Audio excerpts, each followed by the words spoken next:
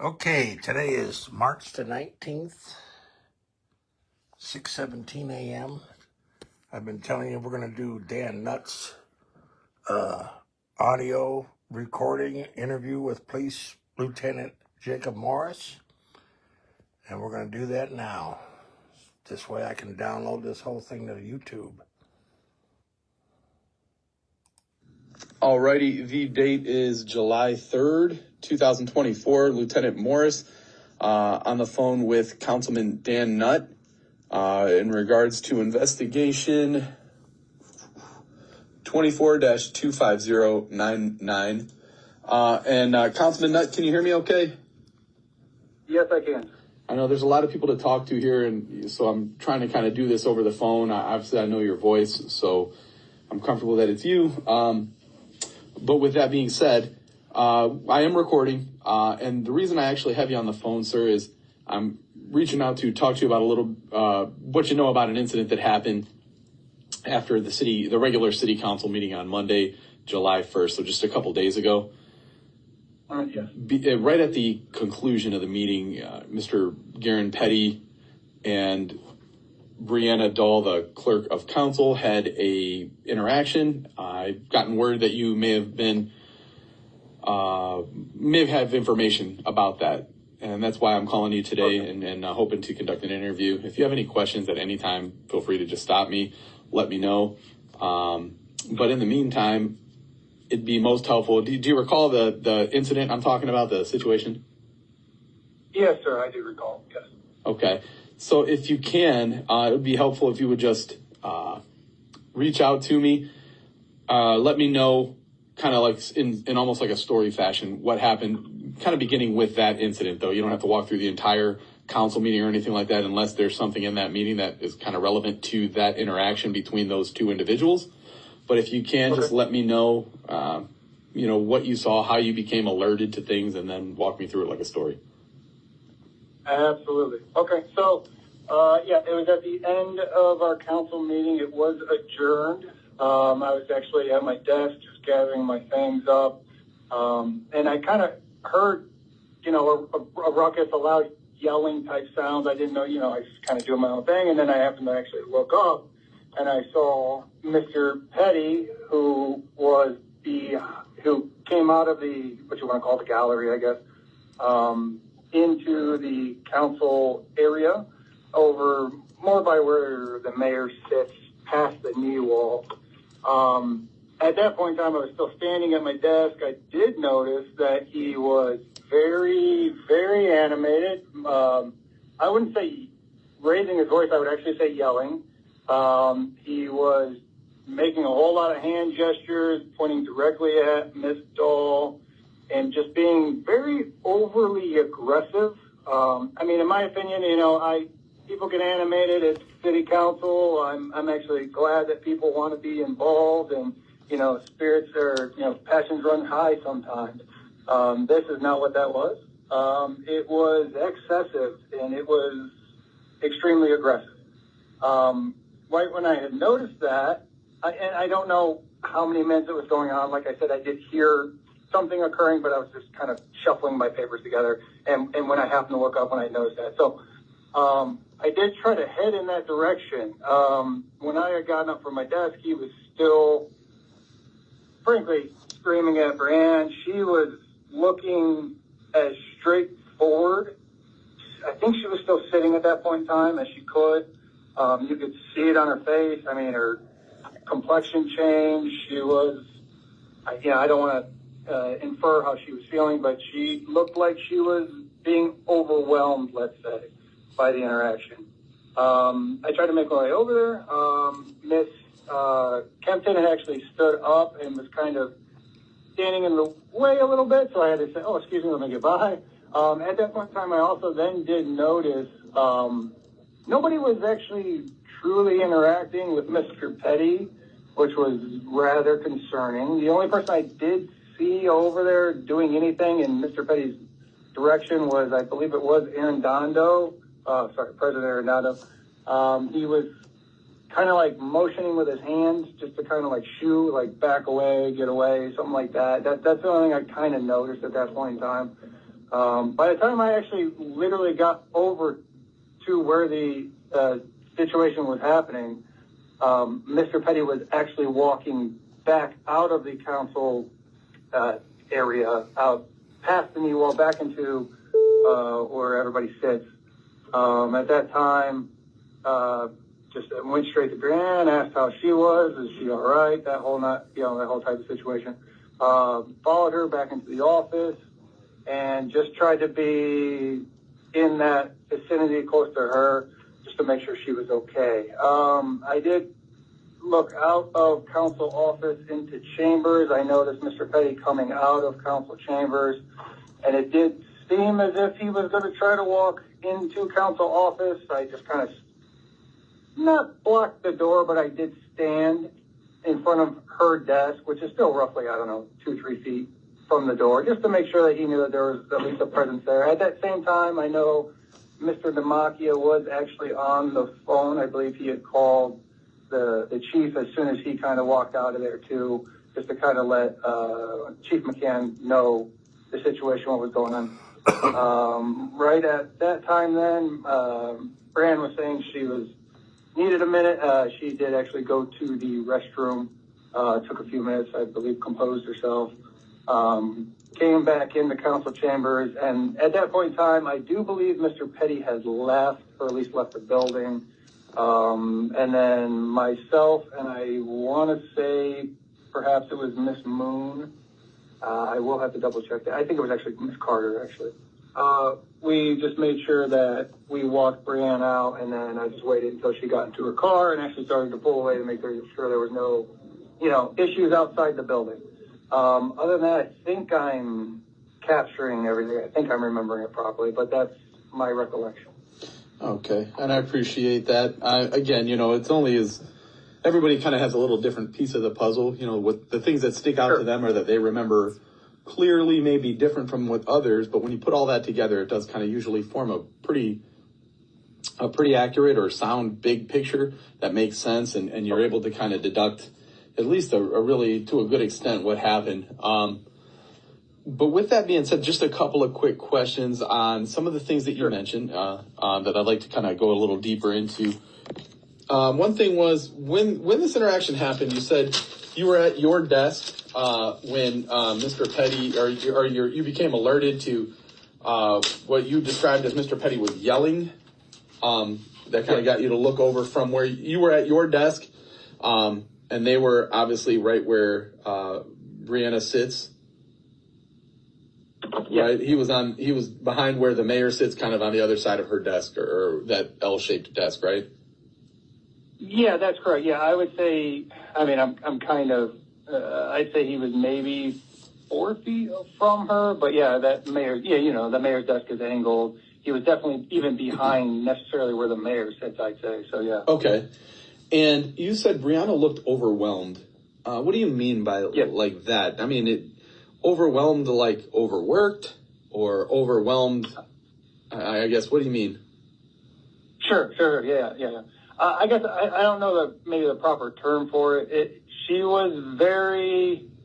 I mean, she very well could. It could have been like a fear look on her face. She was very much, in my opinion, just trying to keep it together, and frankly, not break down in the middle of it wasn't a council meeting, but the end of a council meeting, there's still a lot of individuals around. She was looking just straight forward as much as she can, and I guess I don't know how to term it, but very much trying not to break down. It was very obvious she was in distress. It was very obvious she needed somebody over there. It was very obvious. Honestly, somebody should have said something or got there sooner. There was a lot of people who were closer. It's kind of unfortunate, let's say, that other individuals who were closer to the situation didn't do something immediately, because it was absolutely called for, and you could see it on her face. That I would say that she was definitely in fear and overwhelmed. Okay, so definitely in fear and overwhelmed. As such, let's see here. Sorry, I'm writing as I talk here. Absolutely, you're good. So let's see here. You said that after the after the kind of incident happened, the interaction between her and Mr. Petty occurred, you went to her office and asked her, or you asked if she was okay. Was that in her office or in the hallway or at that seat where her desk was in council chambers? Sure. I honestly, I do believe I asked her while we were still standing in council chambers. I don't know if she was still sitting when I asked. I think she might have been getting up to move. That part's a little fuzzy to me. I apologize. Okay. I don't remember exactly when that happened. No. Yeah, it's normal. I think it was right as she was walking. Like maybe she had just stood up and started to walk. And then we went in. I followed her into the council office, and I did ask again. She never answered, as far as I remember, because she was so shooken up. She literally just went straight, grabbed because you guys have the key to get into the restroom over there. Grabbed the key, and I think what she said was, "I need a minute," and just went straight, beeline straight to the restroom to have a moment to herself. When she did that, okay, I need a minute. Can you describe her demeanor? I guess was she crying? Was she laughing? Sure. Was she, Sure. No. Yeah. Sorry, not to interrupt you. Yeah. No, absolutely not laughing. She did mention even when she came back, she said that after she had come back from the bathroom, that she needed to use the restroom to actually cry. She had mentioned that. So it was absolutely, I would say fear, very distraught, shooken up, needed that minute in a locked, secured restroom where she probably felt safe because, she has the key. It locks when she goes in there. She knows there's no one in there. Okay.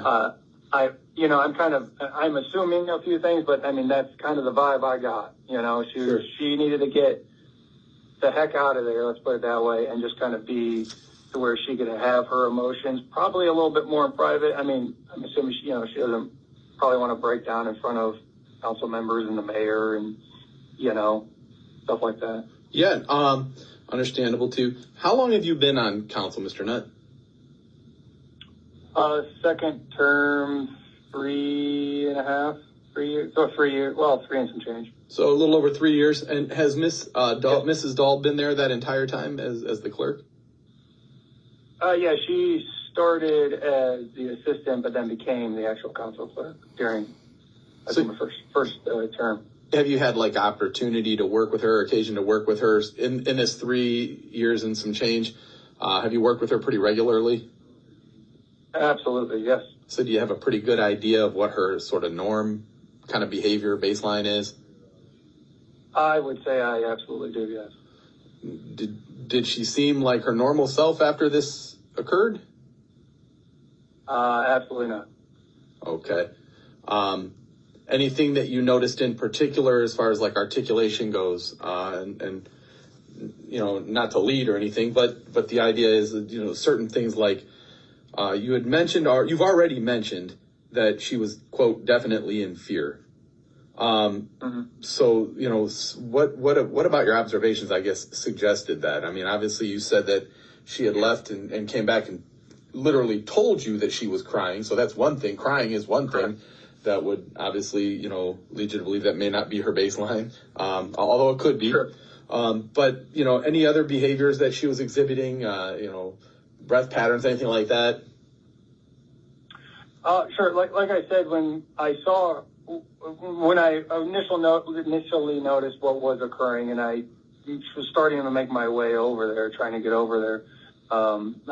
Like I said, she was staring so wide-eyed, straightforward, like her skin tone had changed, like a pale, look to her. Very, very much that she was absolutely uncomfortable. I would say that she was fearful at that point in time. That is not her general operating standard. She's very happy. She's a pretty bubbly person, very helpful, pretty talkative.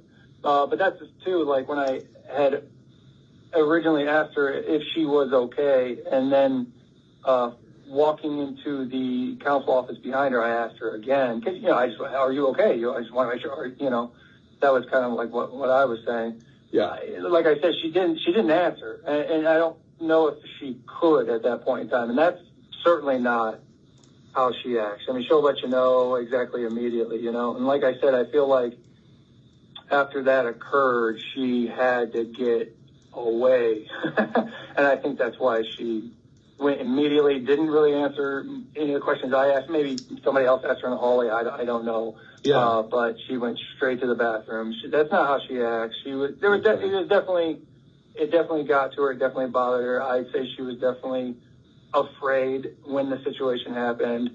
So shook up, you know, all of that. And you could see it plain on her face, especially when she was sitting there. 100%. When he was screaming at her, 100% you could see it on her face.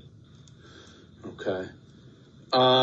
Now you said that you went to, you stood in the doorway of her office kind of after this happened, like pretty much right after the interaction inside of council chambers happened. You stood in her doorway because you wanted to make sure that Mr. Petty saw a presence in that doorway or in her office. Why did you feel like that was important? Yeah. Or did you feel like that was important? Clearly you did it. I felt like, no, absolutely. Quick clarification. Because I didn't technically stand in the doorway, I know it's a little thing, but I was a few feet back from it, but I was in front of her desk and she was behind her desk. So it was obvious and apparent, and I absolutely felt like that needed to be done, because I didn't know if as he was walking out, I didn't know if he was just going to come straight across the hallway and try to start yelling and screaming at her again. So I wanted to make sure that there was the understanding when he saw me standing there that's not going to fly. That's unacceptable. I get, it's a public building. I'm not trying to keep him out, all that. He has rights to it as a government building, but that was not going to happen. That was not going to fly. So I absolutely felt the need to stand there to make sure that he knew that somebody was there and not going to let that situation happen again. So you've been on council for a little over 3 years. Obviously you're an experienced, public servant. Now, you are well aware that obviously our public has a right to criticize or to voice even displeasure or dissatisfaction with service that they get either from an elected official or from a publicly appointed official, or an appointed official. And it appears as though Mrs. Dahl would fall under the category of somebody who was publicly appointed. Why was this any different from somebody? You mentioned that you wanted to be in that office in case he wanted to come over, but again, if it were his right to be able to yell and scream at Mrs. Dahl, what made you react differently than you would to anybody that wanted to come over and tell Mrs. Dahl that they weren't happy with her service? Sure. And yeah, to your point, absolutely. Like I said earlier, people get animated, people get passionate about it, and they raise their voices, and that's fine. Hey, I'm actually very glad people care that much about their local government, right? Sure. But no, this absolutely was beyond the pale. It was threatening. It was menacing. It wasn't just I don't like what you're doing. And I wish I could recall the specific words that he was saying. I'm hoping actually it's on, it was recorded, but it was the tone, the tenor, the volume, the hand gestures right up as close as he could get to her. It was threatening. It was menacing. It was unacceptable. So it's interesting you mentioned the word menacing. So there's menacing as an adjective or I guess maybe a verb. And then there's menacing the crime. For menacing the crime, one has to believe that someone will cause physical harm to another. Even if that person does or does not, attempting to cause physical harm is different. That's assault.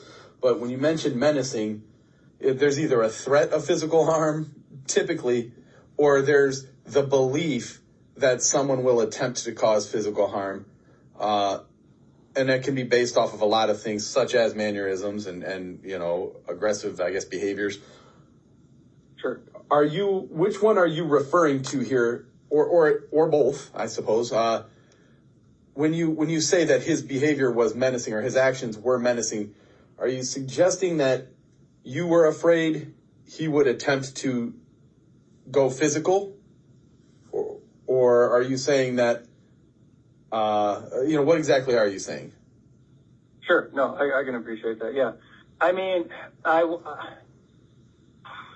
would say that I'm glad that it happened to where she was separated by a desk.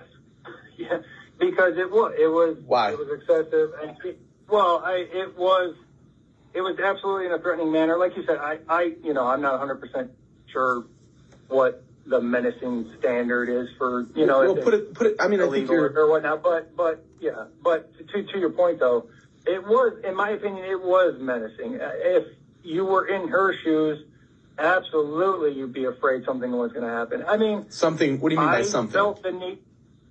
Sure. Yeah. No. I mean, maybe he lays a hand on her. I don't know. I mean, that's why I felt the need to get across that room as fast as I could. And that's the other. And this is a complete side note, but I couldn't believe my eyes that nobody closer was willing to say or do anything. So it was, in my opinion, I would say it was absolutely menacing. I'm glad she was on the other side of the desk. That way he didn't have direct pathway to her.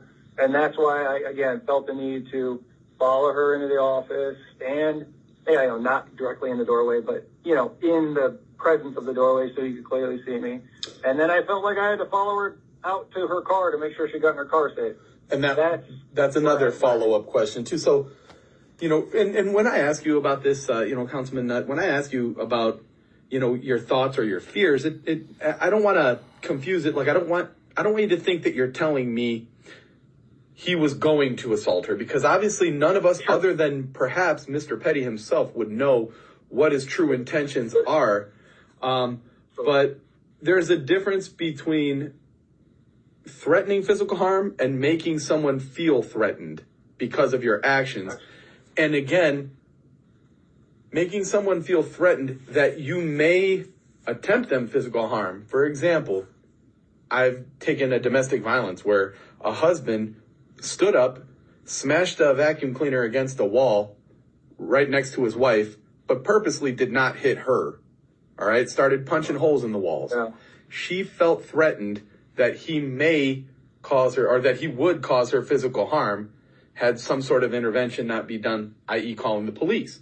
And that gentleman ended up becoming convicted, or got convicted, because the courts found that that was reasonable. It's reasonable in some cases to say, I am afraid that this person is going to hurt me because of what they're doing, although they haven't tried to, directly threatened to, or did so yet.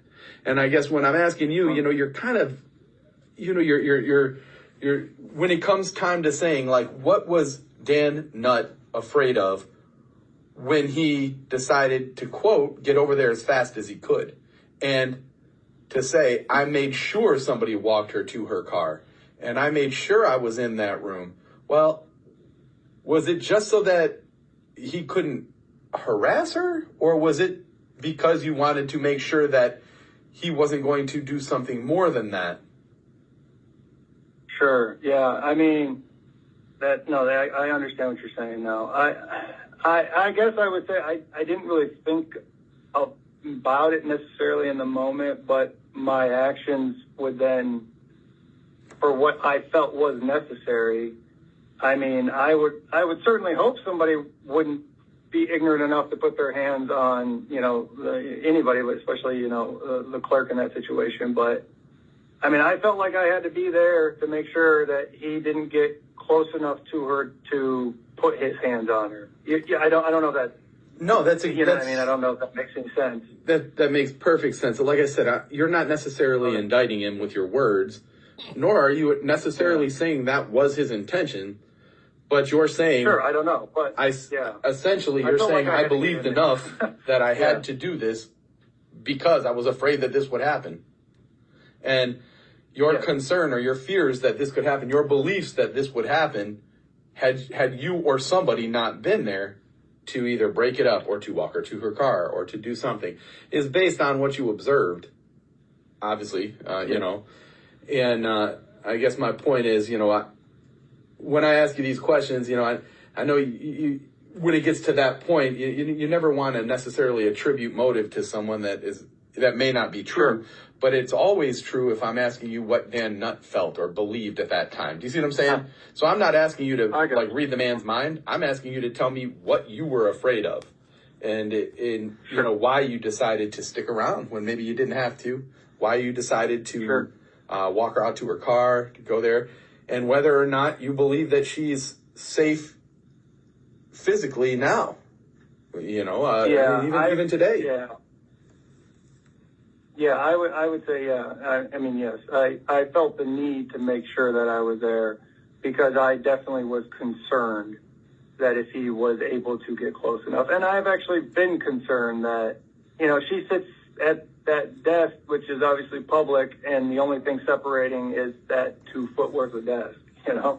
So, I mean, it is a concern ongoing, yes. And the other thing, when he was standing on the other side of that desk, you mentioned he might have been 4 feet away. Was he close enough to be able? Yeah, I mean, it's an estimate, of course, but was he close enough to be able to grab her, or was it impossible for him to get to her? I gotta be honest with you. I'm trying to recall exactly where he was standing and where I know where she sits at. I would assume that he might not have been able just to reach over, but I honestly can't remember specifically how far away he was, because I mean at that point in time I'm just trying to get over there kind of a thing, you know what I mean? And I know he was behind like where the mayor's chair sits if it's pushed in at that point right there in council in council chamber. But I don't know how far that is. You know what I mean? Okay. Yeah. No, I mean, it's an estimate, right? And you're looking from a ways away, but put it this way, could he have walked around and gotten to her had somebody not been there or somebody not gotten between them? Well, yeah. I think this is, I'm guessing here, but I think part of the reason why he went that way that he did anyways, because I believe somebody was coming down, because there's like those 2 steps that lead up to where you sit back there. I think somebody was walking down that. That's why he went that way he did, which was like behind where the mayor was sitting. And I believe that's why that he went that way. So, I mean, I don't know. If the individual wasn't coming down the stairs, would he have just gone right up behind there? I mean, with the way he was acting, he might have, I mean, it's hard to say, but I felt like somebody had to stop it or get in the way and, make sure it didn't progress, let's say. So you've seen a lot of people who are both supportive and I guess, not supportive of council or local politics, right? Yeah. Over your 3 years. Absolutely. I mean, I would assume anyway. Yeah, absolutely. Sometimes these people are more passionate than other times, whether they're again in support or in conflict, I suppose, with the actions of somebody in their local government. In your opinion, was this a rational person voicing concerns? I'm referring to Mr. Petty. Did he appear to be a rational person in control of his emotions, but passionate in a sense, or? No, I mean, I've seen, like I said, before earlier, people get passionate. I've seen that. That wasn't it. This was, I mean, it was absolutely irrational. I mean, if people get passionate and they're raising their voices, I get it. And like I said, I'm glad they're engaged. But this was beyond that. It definitely crossed the line. Okay. And again, when I'm referring to that, I mean, not so much just in the words used, rather the emotion, right? Emotions. Like the ability to control oneself. Yes. Yeah. It was the gestures he was making, how loud he was yelling, the tenor of his voice, the movements he was making. It was beyond. It was beyond. Yeah. Okay. And just one kind of last thing here.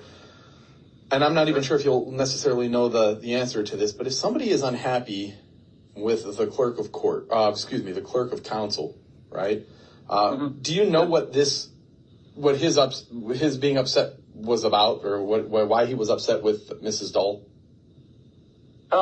I don't think I knew at the time, but I kind of put it together. I mean, I know Garen Petty to be requesting a lot of, council records or public FOIA requests or whatnot. But that's fine. I got, it is what it is. I have no problem with that. And it made more sense after the meeting of thinking about it, because I think the question was raised about how long it takes to put council meetings minutes typed out online, and I believe that was maybe the request he was angry about. If anything other than that, I'm unaware of, but I think it was about that. That's what I'm guessing, at least. So, and I guess this is what I wonder about. If this was something where Mr. Petty or any civilian, any citizen, any resident or citizen, were unhappy with the performance or the response that they get from clerk of council, what are the, is there a means to like take it to the next step? I mean, is there a, is there somebody they can go to and say, hey, I think put it this way, if Jake Morris is a terrible lieutenant for the Lorain Police Department, there are captains and there's a chief, right? And even a safety director that they can go to and say, this guy is not getting the job done. Is there a well-known or is it well-known what the means are to address, dissatisfaction with the clerk of council? I think so. I think you do a great job of it, but thank you. I absolutely think so. I mean, council is technically Miss Dahl's boss, right? Yes. We vote to hire her. We vote to pay her. We vote pay raises. So any council member can be approached about the clerk or the assistant, the deputy clerk, right? Okay. So I don't know how they wouldn't kind of put that together, but I mean, it wouldn't matter. You could voice your concern with the mayor, you could voice your concern with the safety service director, and either one of them would absolutely know that as well. And you would say, I'd assume that they would say, you have a problem with the clerk? Well, that's council. Talk to one of your councilmen, call your councilman, call your at-large councilman, just voice your discontent, whatever it is. So there's a reasonable way, I mean, other than what you referred to as yelling and screaming after a council meeting, and being completely irrational. There is a reasonable way to take it to the next step rather than approach the clerk of council and, in that manner. Yeah, absolutely. I mean, absolutely. I mean, that's council. Any member, any one of us. I mean, you could ask anybody who's on council, or like I said, ask the mayor. He'll tell you. Ask the safety service director. They'll tell you who you can talk to. It's council. So okay. Absolutely. Yeah. So I wanted to make sure that, I mean, I know that, and I work here. I've worked here for quite a while. Sure. I would think that's common knowledge, but I just, I wanted to make sure that, like, you were all accessible at that time, or whoever was present for the meeting was there, especially at the Everybody meeting. was there, yeah. Yeah, I mean, there's the president of council was sitting right next to her, for that matter. And yeah, absolutely. Every single council member was there. In my opinion, I think he would know who to contact. I mean, he did. I'm making an assumption on this point right here. I'm assuming that he knew to contact one of the council members to have them ask about how long it takes to put the minutes on. So he knows, how to contact people. And sure. I've never been afraid to answer a question if he asks me. And if he asks Miss Dahl, I don't like what you're doing. Who's your boss? I mean, even that right there, and she would say, council. So it's right. It's right out there. It's it's available. Yeah. No, I mean, alrighty. Well, that pretty much satisfies everything I have to ask you. I know I asked you, probably kept you on longer than expected here, but I appreciate your time. Is there any other questions or anything that you have for me? I don't believe I do. No. If you have anything else, if I didn't answer something, fully, or just let me know, and I'll, do what I can to help out. So. No, for sure. So I'm going to go off the record at this time. It's 3:46 p.m. Again, 7/3/24. Lieutenant Morris and Councilman Dan Nutt, we are going off the record. It's now 6:51 a.m., March 19th. That was Dan Nutt's interview. A lot of questions. A lot of questions for Dan Nutt and Lieutenant Morris. Aaron Petty, I'm out.